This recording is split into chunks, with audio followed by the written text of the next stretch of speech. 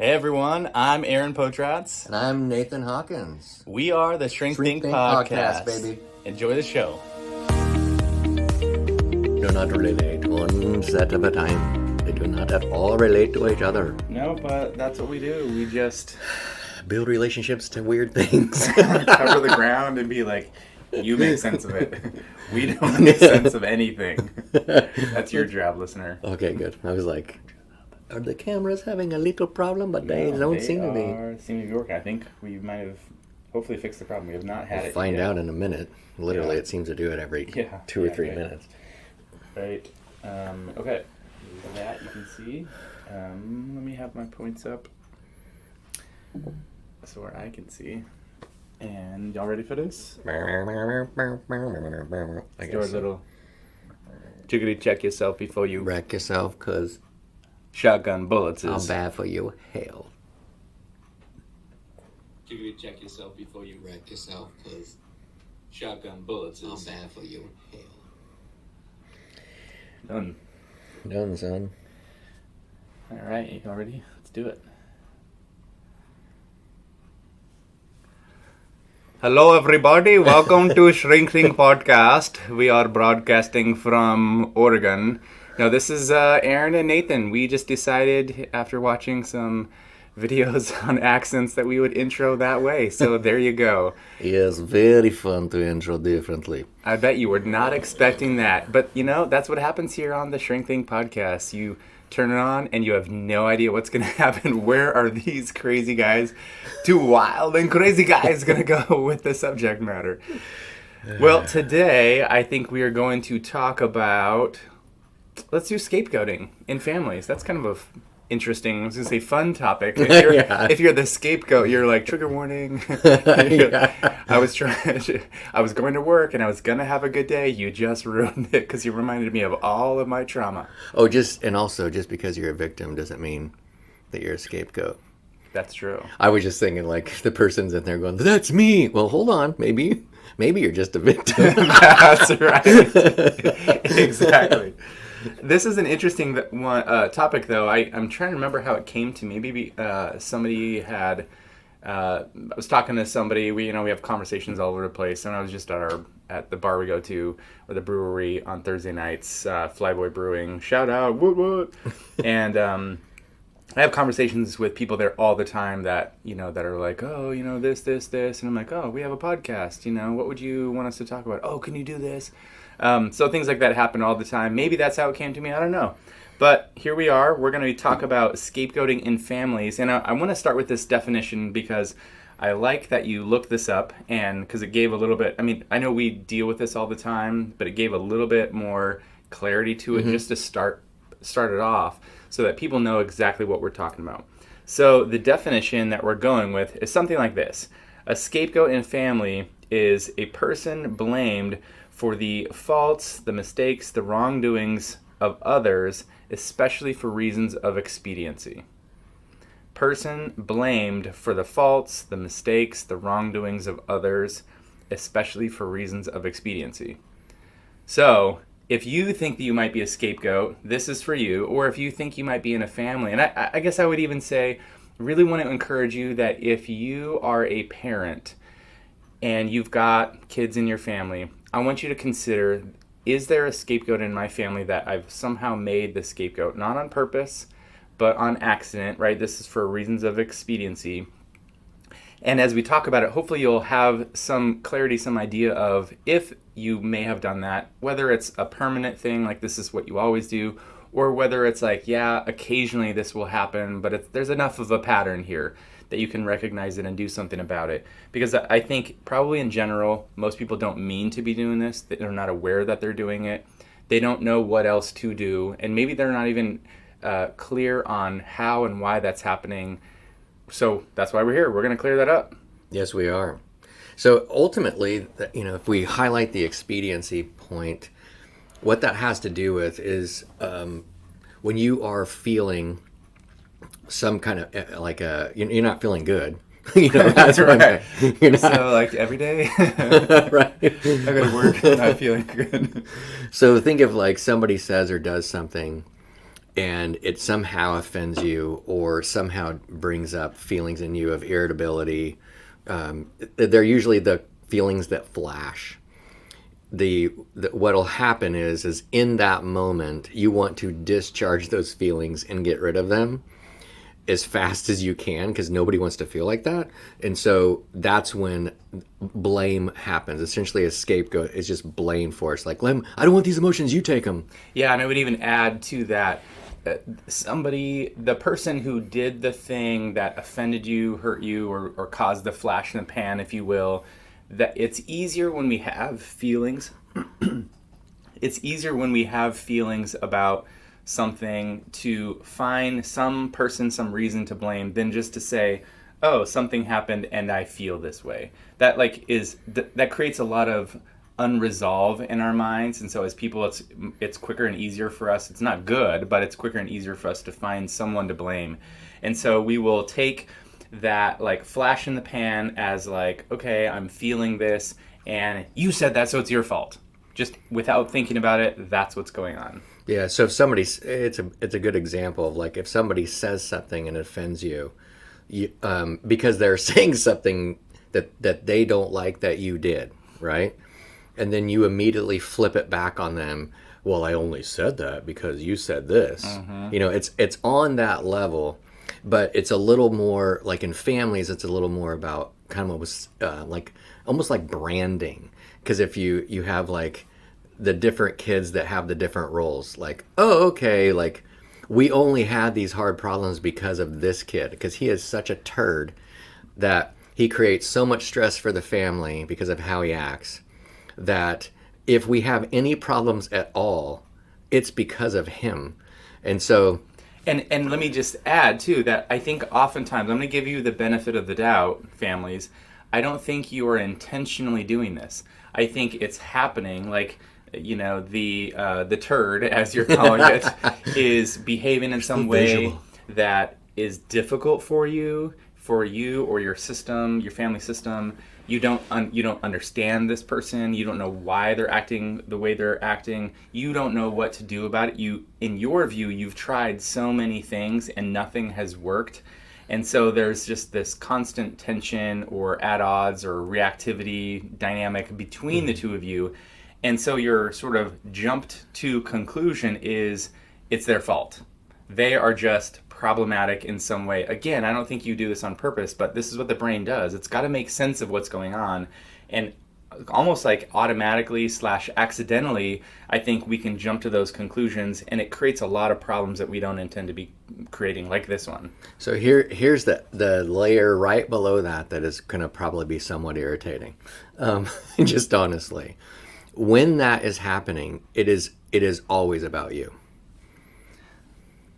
That is so annoying. Right. Is it always have to be about me? We have a shirt that you can buy at the Shrink Thing Podcast. Actually, we have two. Yeah.com/swag. Here's what go ahead. Well, one of them says you are the biggest problem in your own life. So yeah, there's proof. And there's another one that says, that sounds like a you problem. I think that's what it feels like when you're reading it. Because it looks like this British lady or something on it. Or Victorian, yeah, that's better. What I mean is stuff that you don't understand about you, that's going on inside of you, is being projected on to the other kid, right? So this might be a little easier to understand from a different role in the family that can exist, which would be the golden child, the special one. Because... the chosen one. Yeah. Yay! We love him. It's always a him. Just kidding. So think about this. The reason why you admire this kid is because of they have these great abilities. Everything seems to be so natural, and you wish you were like that as a kid. You look back on it, and maybe not even as a kid, but you're like, oh man. And then you think, oh, I gave him these genes. This is so awesome. Or we could even add, if you're a parent and you've got a golden child in your family, it's like this child just does all the things. She's so compliant. She does everything that she's supposed to do. You give her feedback and she's like, oh, I'm sorry. And then she corrects herself almost. And it's like, who is this person? She always wants to like study, takes responsibility for her grades, is responsible, cleans up her room, does her chores on time, like those kinds of things where you're like, she basically raised herself. Like like she's got this internal, like, I just know how to be awesome. I never had to learn it. And in that family, it's kind of what you want. You're like, this is great. And then you look to the other kid and you're like, why can't you be more like your brother? Why can't you be more like your sister, the golden child? Well, and on top of it, you'll get so wrapped into the goldenness that you will not see the mistakes, or you will make excuses for them in the same way that you would do about yourself in our earlier example, where somebody goes, hey, you blah blah, and then you go, well, I only said that because of you. You do the same thing for your little golden child. Wait a minute. So you're saying that it's sort of a projection of the way I look at myself or treat myself? Like I only want to see the good that I'm doing, or rather probably the good intentions that I have. Look, I didn't mean to do that. I never didn't mean to do any of those bad things, because I always have these good intentions. And so I only said that because of this. And that's what you're projecting onto this golden child. Yes. Well, they didn't do any wrong because it was the other people, or they just, stayed up late working on their homework project, and that's why they were snappy. Yeah. Because how do you think they get their amazing grades? That's right. And then the other kid, the scapegoat, he gets to be all the bad stuff about you. That's terrible. Isn't that awesome? That's horrible. I love that you said it that way, because that's kind of true. It's like what it feels like. And then the other kid, typically, here's the thing too. Typically, the scapegoats a lot of times are, as they get older, are a little more well-adjusted in some ways, because they're used to dealing with problems, and they have a tendency to see the family a little more realistically, because they'll be like, he just said blah blah blah. It's like, were you listening? You would totally kill me if I said that. That type of thing. And I mean, don't get me wrong, there's anger and a lot of like self-deprecation, self-esteem issues that happen, that kind of thing. The other side of the coin, though, which we're using as a kind of an example of polarization in order to explain what's going on, those folks can end up narcissistic over the course of, because they're perfect. Like, they are awesome. So you can breed this little narcissist over the course of time. Yeah, or they can be so like wrapped up in their own goodness and their own like success and drivenness that they can struggle with resiliency.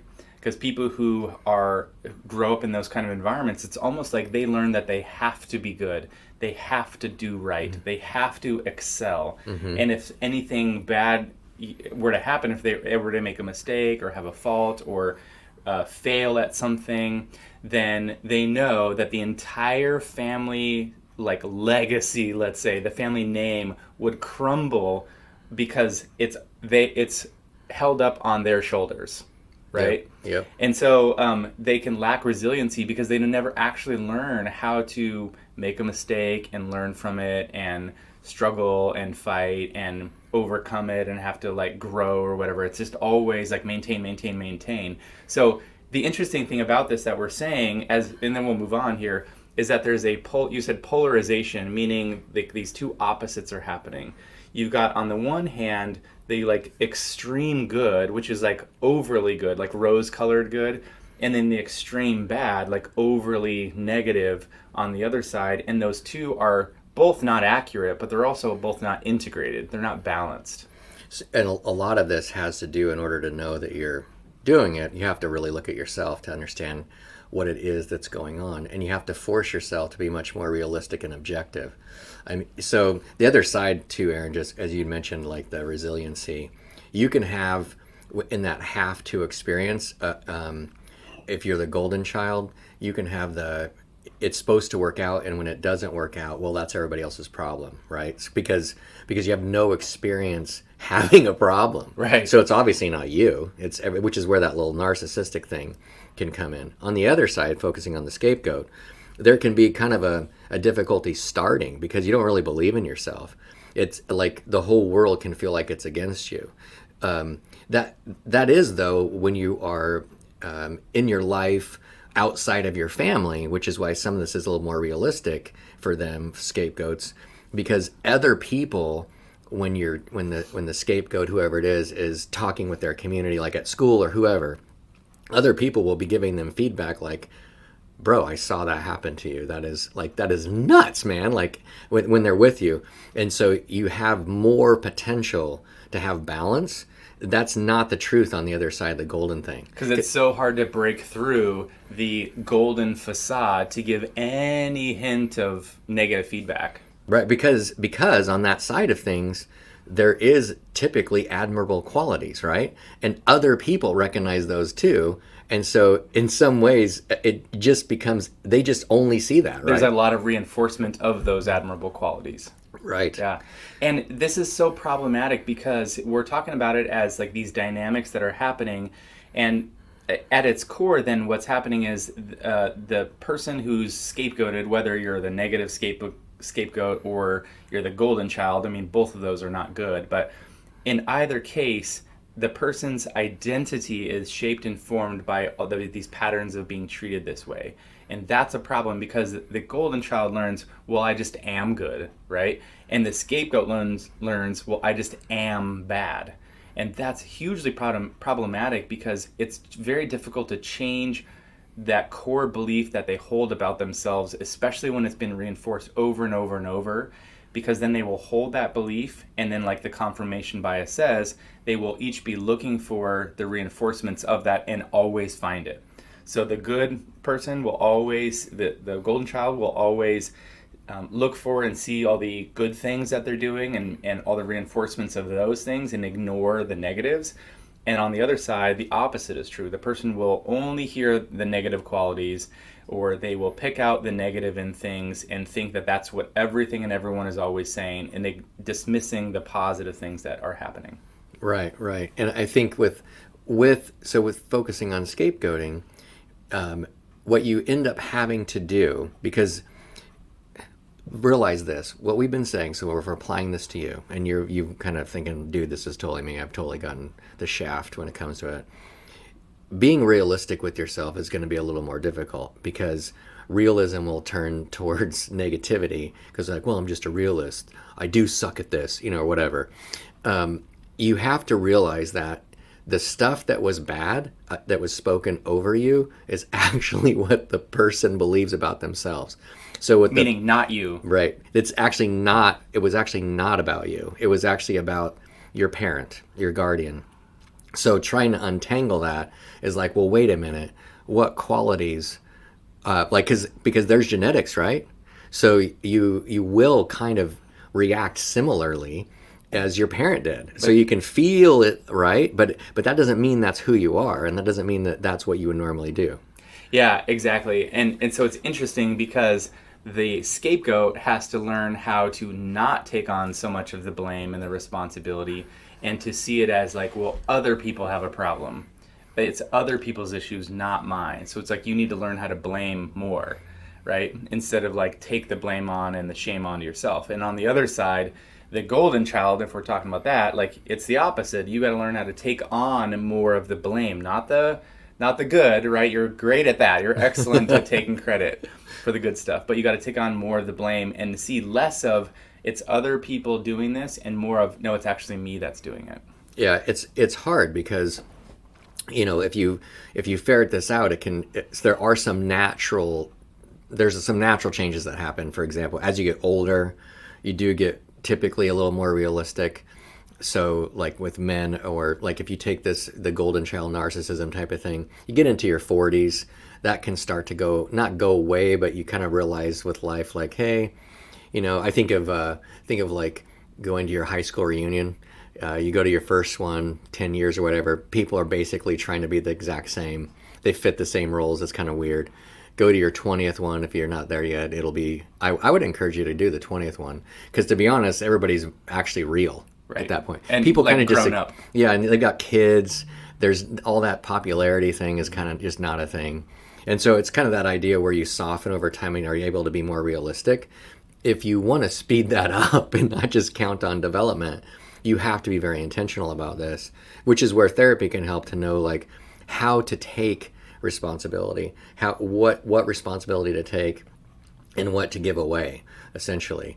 And sometimes you actually end up having to confront some of these things. And I was thinking about that as we are kind of turning for home here.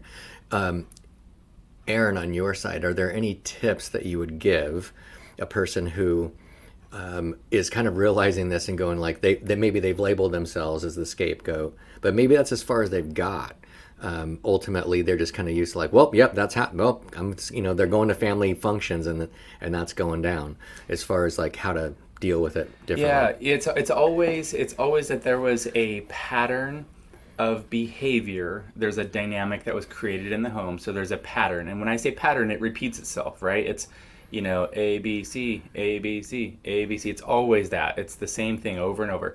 So if you pay attention to the dynamics that happen, and if you can just in a very, very simple way describe, well, we'd have an argument, this happened, golden child would do this, and then parents would excuse them for that, and then I would do the smallest thing and they would yell at me and I'm the scapegoat, and I would get upset because I'd be like, well, what about my sister? She always does, whatever, and you always let her have a pass. It's like you can see some of those dynamics, how one is labeled this, I'm labeled that, parents react this way, I react in this way. Okay, we got a simple story that's going on.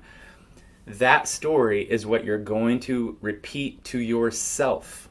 That is what you internalized. It's written like code into your brain, and you will then repeat that and carry that out. So if you can recognize that story, like, for example, if I do anything wrong, like, well, it's because I'm the bad person. Like, right there, you've immediately told yourself a story. Instead of looking at the facts of the situation, maybe somebody just gave me negative feedback because they saw a behavior that I did, and they want me to take responsibility and change it. No hard feelings. They're not calling me a scapegoat, right? That's not what's going on. So there needs to be a differentiation between what happened in the past and what's presently happening now by recognizing the story you tell yourself and then changing that to what's actually happening right now. And if something is going down, when it comes to like, I picture going to like some kind of family event, and it's one of those situations where it fits the pattern so obviously. That's like, especially as you start to realize there's a pattern, it's like one of those things where you wonder, like, do they actually know they're doing the pattern? This is like, no, they don't. This is like so obvious. Just interrupt it. Just especially if it has nothing to do with like, like Aaron's giving the suggestion about taking, like looking at it more realistically and being, kind to yourself about it. But the other side sometimes can be like, nope, they are just making crap up. It has literally nothing to do. And there's a few ways to handle that. I think one is just to kind of ignore it. Yep. Don't participate in it. Just bounce out of it. The other would be interrupting it by doing something or saying something different that you're not supposed to. And that doesn't mean throwing a grenade, by the way. It could be vulnerable. Sometimes it's saying the vulnerable thing like, I feel so hurt right now. That's not what you usually you like get mad or you blame somebody, but instead it's saying like, wow, I feel really hurt. Yeah. People aren't expecting that. It really bothers me when you do that. I don't know. The family now is like silent because we're like, we don't know how to handle this change. Because it doesn't fit the pattern. Well, there's probably more out there to say and talk about. But I want to say that, whether you're the golden child or you're the scapegoat or whether you're a parent that has done this, hey, we love you. We're telling you this because we want you to see these patterns and to grow and have a healthier sense of self and healthier relationships. Have a great day.